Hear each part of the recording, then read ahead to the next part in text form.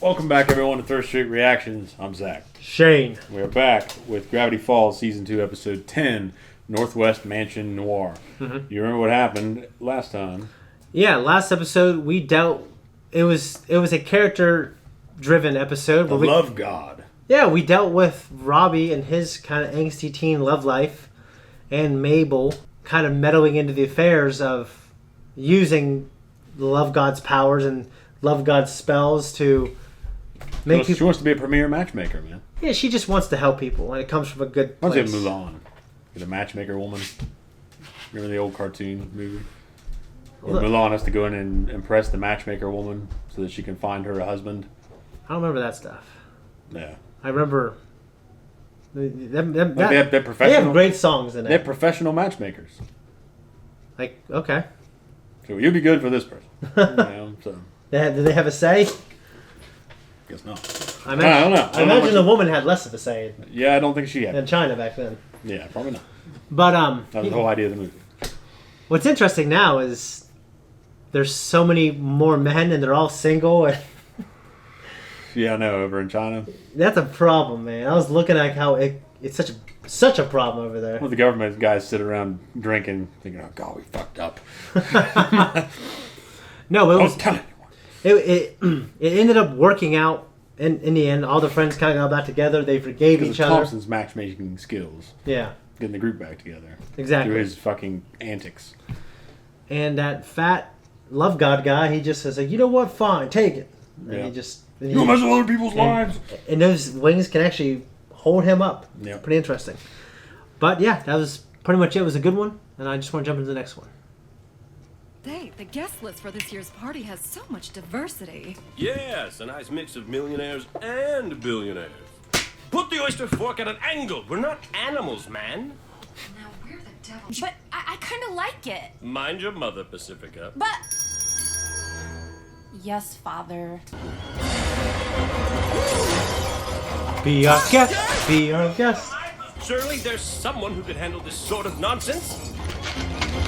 And I think I know just the person.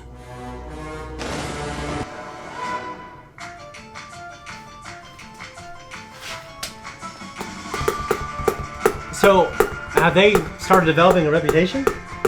Yeah, it kind of goes against the whole idea of things are being kept under wraps, but you don't have the Society of the Blind Eye anymore. That's the thing. So they wouldn't be being hunted. Yeah. Ghost Harassers on the Used to Be About History channel. That's pretty accurate. We interrupt this program to bring you breaking news. Oh, what? Toby? Starting! Turn it up! Make room for Grandad!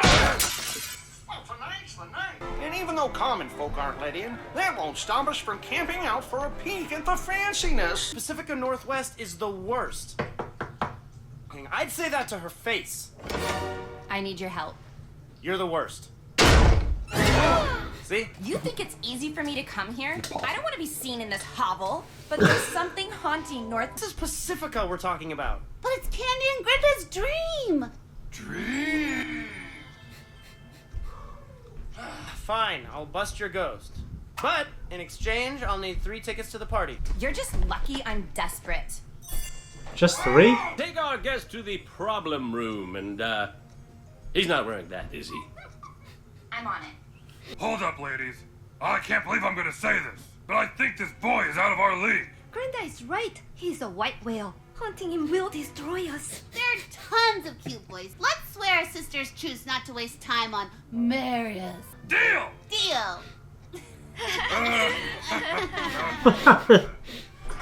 Floating plates sound like a Category 1. Ooh, looks like Casper, except like 1920s Disney eyes. Come on, stupid thing. There we go.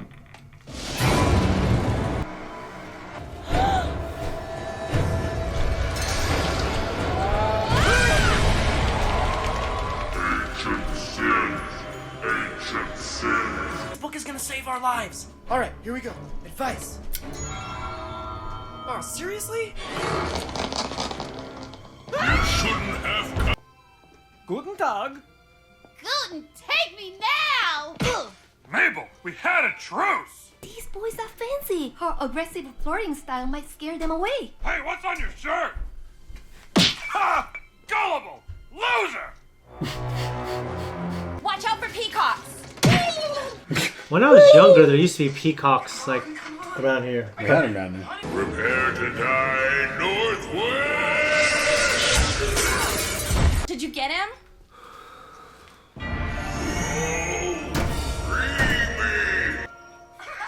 Yes! We did it! Well, Pacifica, you really found the right man for the job. We can't thank you enough. That's enough. Hey, just holding up my end of the deal. The serpent shakes a hand. 150 years ago this day, the Northwest asked us lumberfolk to build them a mansion on top Lumberfolk, of the hill. like they're a type of people. To the town that once a year they would throw a grand party. It took years of backbreaking labor and sacrifice.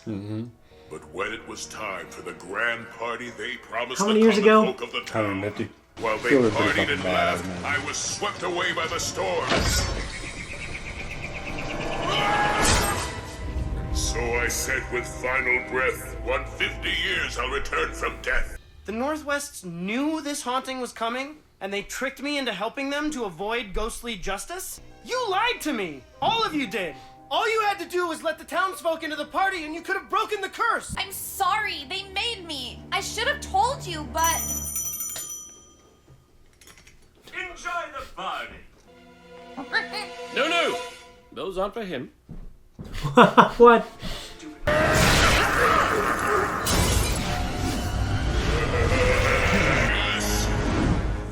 Is he gonna kill them all though? That's not good. Your flirting style can come off as a bit intense. Oh, I see. You think I shouldn't be myself just because I'm in this stupid mansion. Hey, Marion! Yeah? You've got something on your shirt!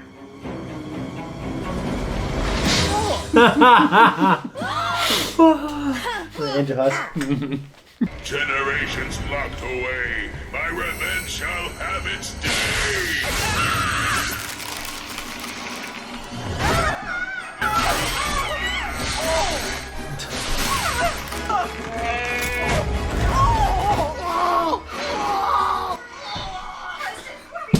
What the hell? Why is it making that I noise? don't know. You were right about me. I am just another link in the world's worst chain. Pacifica, I'm sorry about what I said earlier. Alright, Ghost. Prepare to get... No! No, someone help! Someone help! You want me to let in the townsfolk? Cause I'll do it. Just change everyone back. Pacifica Elise Northwest, stop this instant! We can't let the town see us like this. We have a reputation to uphold. Jeez, dude, give it up now.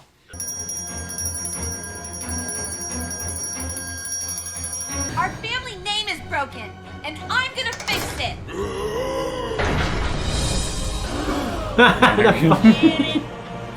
These fucking hillbillies. Yes, I feel lumber justice. Lumber justice. Yes, sir! Good lord, the rip! Oh god! Imagine Dooku having. He'd be the same way. The look on his face when Django dies. Yeah. I know you're probably out of my league, but might I give you my phone number? I don't have a phone, right? Guess what we're standing on? Take that. That's unneeded. I've been looking for you. I fixed the laptop. I've been doing calculations and I think... Oh, this is bad. Something's coming. Something big. There it was. Here it is. What'd you think?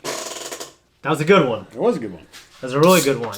I mean, the idea of these generational curses, it's very Old Testament. I love it. Yeah. Visit them upon your children. Yeah. Your children's children's children. Do you hear me? They will be flung at the doors of your children's children's children. Do you hear me? Yeah, so it's consistent with what we know of the Northwest family, and this is what I like, because we're in the final season, like they're starting to redeem some of these characters like Robbie and Pacifica. Yeah. They're no longer the Yeah, like they're not too antagonistic or really antagonistic at all now. I mean, I don't know if they're going to join the regular crew every episode, but I imagine there's going to be a final battle, and I imagine they might play a part. You imagine. I imagine, yeah. Keep working your imagination. I will keep working on it. I know there's a lot to talk about, but the first thing I want to dive into is McGucket fixed the laptop. Yep. And in 21 hours, something's going to happen. Something bad is going to happen. Don't know what. I want to know. I'm really into the lore of the show. Yeah. Well, it's definitely a show that we get there's a lot of entertainment and a lot of animated shows out there. Yeah. A lot of them just don't hit the nail on the head. They're not necessarily bad. Yeah. But there are such good shows like this out there that they kind of make the other ones look bad, even though they're not necessarily bad. Well, I love mystery boxes. Like Lost, I know you've seen, the first season. Like, it is, I'm excited to do that with you and Jamie because it is just a great mystery box. Mm-hmm. Like this, there's things you can speculate on with your friends and then just wonder and, you know what I mean? It's just really cool. The idea of Dipper being kind of like a Ghostbuster and him being on the news, or being on the news for being paper, yeah. in the paper, yeah. You and I discussed it, I think, during the song. I don't know if it'll make it into the reaction, but yeah, he's starting to become known for it. But the Society of the Blind Eye isn't there to keep things under wraps anymore. So Yeah. people, when they see shit now, they're gonna remember it. In theory. I do regret not having Stan in this episode, though. Yeah, I think that was definitely Hirsch's voice in the deer. Oh. Because it sounded like Stan. Yeah, it did it? What'd you think of the dynamic trio there? Mabel, Candy, and Grinda. No. Their flirting tactics. I enjoy them quite a bit. I really enjoy Mabel. She's a sweet girl, and she's trying to find love and trying to, and I understand, like, sometimes you're out with your friends, and you have that one friend, and it's like, ah, shit, this guy's he's gonna fuck this whole night up. You know what I mean? So we have to kind of make sure he's having a good time, but also we want to make sure that we're able to have a good time. You know what I mean? Well, looking at you, you're not normally that guy, or you weren't when we were younger. Yeah. I'm talking. There's some friends who were. They just, you bring them along and they're repellent. You know what I mean? Yeah. Well, this reminds me of how you usually played that game. You helped a lot of your friends out, getting women, setting them up, or setting up scenarios to get a woman's attention. Yeah. So it kind of reminded me of that a little. But there were some friends, kind of like Grenda, that were they required a lot of extra. Yeah. And they were at a party. It was one of those things. I'm trying to think. Like one time we went to this party in Party Brook South. It was me and Tom and Cody went, and I think we were making it known that, hey, we're doing this. You want to come? But we weren't like bending over backwards begging for a couple of our other friends to come, because we knew, like, you're just doing the honorable thing and letting them know. Yeah, hey, we're going to this. Just letting you know. I'm not sure if you want to go. We were, dude, you got to go, please. We definitely didn't say that. Yeah. So, it was one of those things. But they got her to go. They made a pact to... Well, what necessarily was a pact to not... None of them would flirt with him. None of them would flirt, And Mabel and Candy couldn't resist. Yeah. Grinda honored it. And... It was... Okay, so you know that... Okay, do you remember that we were watching a while ago? We thought it was the cheesiest thing. Well, I've been watching it more with my kids. The guy who does... the channel is called Darman. Mm-hmm. And...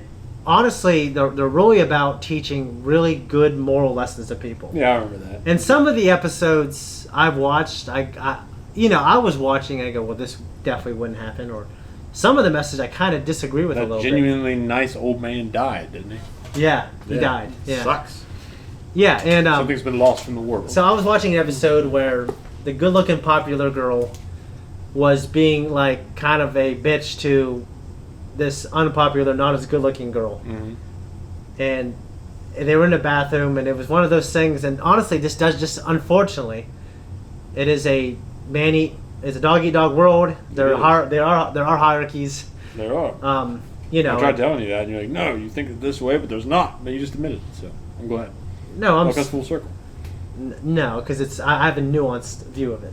Oh, so you're saying that technically you're not wrong. No, I'm saying I wouldn't like. You know what? I'm in this hierarchy. I can't talk to you, girl, who are in a higher hierarchy. I would never think that. Yeah, and I wouldn't encourage anyone to do that. Okay. Okay, but when you're on I think at a dating level or at a romance level, I think that hierarchy should be. It should try to be ignored even more, and it shouldn't let anyone be held back. I think. You know what I mean? Yeah.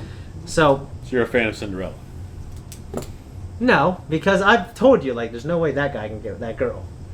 Exactly. But there are times when I've thought that, and I've helped a friend get with a girl that was out of his league, and they would have a pretty good relationship. You know what I mean? Okay, in this Darman show, what would happen is the girl who, I mean, it was about anorexia, and this girl was bulimic or whatever, okay, or anorexic. The popular girl. Yeah. Okay. And she is talking about the merits of it or something. And this overweight girl was saying, hey, I was down that road, it's not good. And they were just kind of trashing her in the bathroom. And like, so-and-so is going to announce who he's asking to prom. And he's out in the yard, not in the yard, he's out in the hallway, and there's no teachers around, of course. He's on this chair. Guys, I'm going to ask. And it's like, everyone's like, oh my God, he's going to ask. And it was one of those things where the popular girl's like, oh my God, he's finally asking me.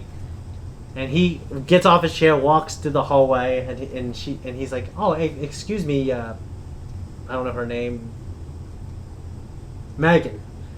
And she's like, yes, I'll go. He goes, no, excuse me, I need to get by. And then he asks this girl who, I didn't buy that he would ask her. Okay, they didn't set up the fact that they were friends once. They didn't set up the fact that she's just really kind, and the reality is harsh for the most part. Yeah. You know what I mean? So the reality's there. Yeah. That was my whole point. So when I saw him, that you tried to. Well, for one thing, your reality is as bad as you think it is. You're not in. Oh, trust me, it's worse than you think it is. No, you're not in this impoverished, low group. No, we're not gonna. No. Where you think there's no one in my category. I'm this, I'm bad, I'm terrible. I am. I'm a poison to people. I wear them down. I didn't say that wasn't true. All right, continue. Continue your thought. Okay. I'm not going to argue that. I'm arguing something completely. I'm arguing something different. Okay. So when that guy goes for again, oh, it's a cartoon. They're teaching like ultimately it's being a good person that matters and all that stuff. But ultimately, reality's a harsh thing. That's all I want to say. But I would never. I don't think you should. I think people should always fight and strive for what they want, even if it's out of grasp. If you want something. If you want something, you should go get it, and you shouldn't allow anyone to tell you that. Yes, you can't. Like when you're on probation. I'm not talking about you should get alcohol when you're on probation. You can't really fight the law because the law will win. I'm not saying you should fight to get alcohol when you justifiably are on probation. I'm saying if you want something in life, you should get it, and you shouldn't let anyone, like friend or adult, say, you know what, you can't make it or you can't hack it, you're not good enough. I would never. I'll just be like, okay, all right. Well, you go. Come on. I'll go do that. You're doing it for that's not a good thing. Okay, would you ever tell your kid you're not good enough for that? You shouldn't do it. You're not in that category. I would suggest if I thought that it was something that they weren't as good at, like, well, what about this? Like, I've tried to steer, but I definitely wouldn't want to squash their confidence to where I'm trying to build their confidence in a way in the right direction. Yeah, I mean, you know that some people have certain gifts. Yeah. And you want to foster that talent. Yeah. But if they're interested in something or someone, and over here, I understand. Like, okay, my son. Okay, I guess what I would say is, like, if my oldest daughter, either of them, when they get old enough, I was like, well, I like this boy. Yeah. I look at him, and I don't like that kid. I don't like what I'm seeing. I'd be like, well, that might be a little different. I'd be like, well, okay, well, why do you like them? What makes you interested? What's going on here? Yeah. And then go from there. I wouldn't just be. That's a little different. Like, look at being slick. Right? Well, but if my daughter was slick, is finding a way to make them think it through. Okay, but I'm not directing their thoughts so much as like you're making it sound like some asshole you might not like because he's trashy. I'm talking about. They could be a different kind of trashy because there's obviously rich trash. But yeah, there is. Okay, but I think more often than not. I mean, obviously the Northwest people. They fall in that category because they are part of this elite group that have inherited their wealth. Yeah. I kind of like, I guess, people who are still rich from the slave trade, and they don't do anything with their lives. They just, the money keeps generationally coming down. Maybe those people are in a certain category as well. There are people though But that was- they went and got a good education and then built themselves and made them kind of, made their own way. Yeah, we know someone we grew up with. The deck was stacked against him, and he got a good education. I don't know who you're talking about. And he skipped the grade. Yeah, in this we had this, I think, more of a fairy tale version. Him and that guy. Yeah, and you got to think they're kids. So even with Darius, I think was his name, or Marius, might have been Marius. But even with him, he's 13. Yeah. He's probably not.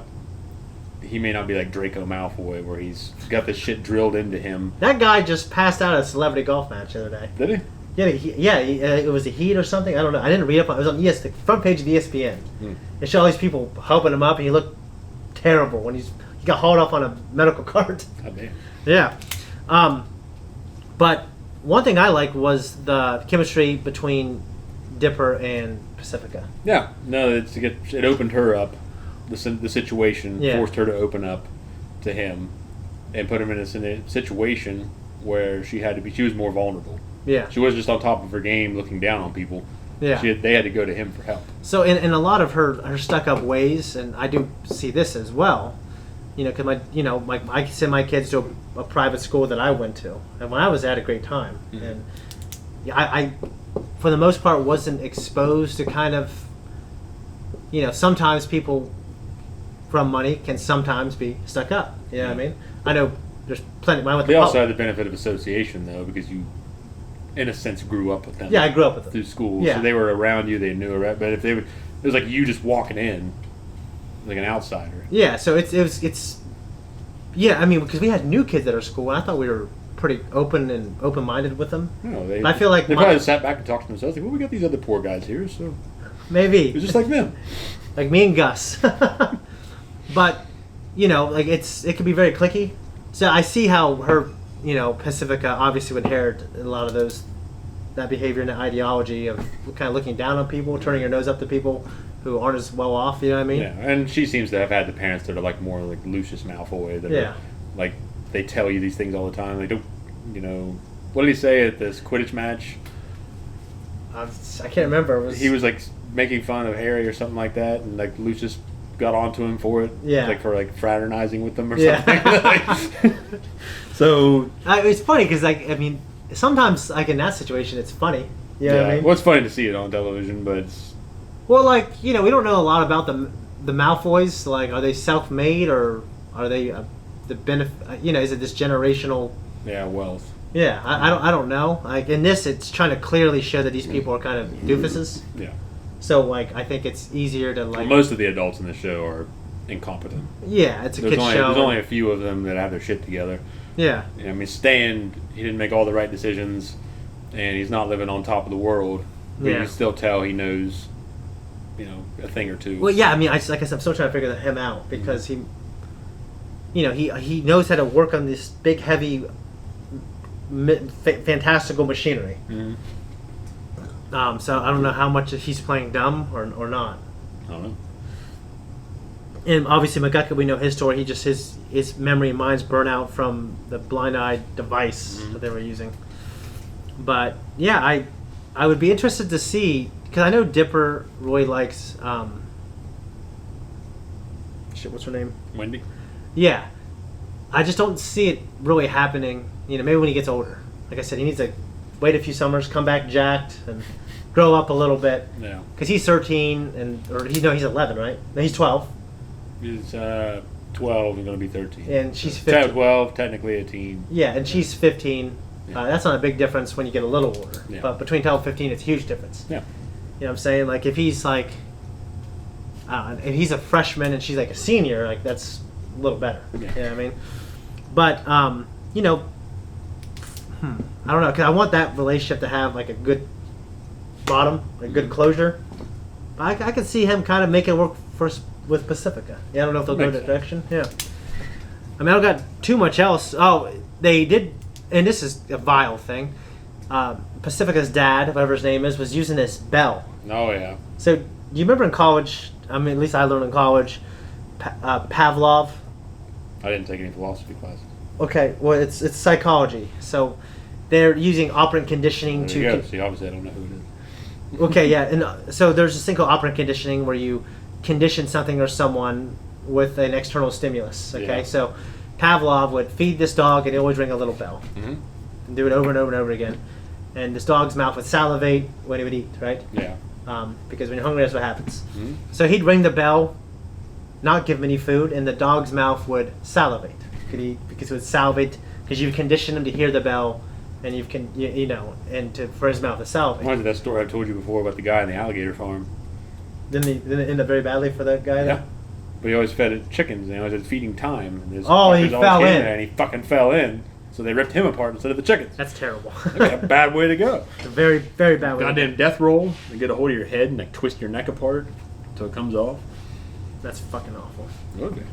So it seems like they were using the bell with her to where she was experiencing this extreme sense of it's not anxiety, but this strong desire to an obligation to obey her dad when she heard that bell. So it's kind of sinister. It was very sinister. It's horrible. Yeah. But yeah, I'm really looking forward to the next one because I want to see what that laptop's about, what that countdown's for. Well, you're in for good things. Let's do it. All right. Thank you for tuning in. If you like what you saw here today, you can like and you can subscribe. Keep coming back. Find us on Instagram. Find us on Twitter. Comment down below and let us know how much we suck. And if you don't, you won't. And I guess if you're not going to tell us we suck, we're the better for it.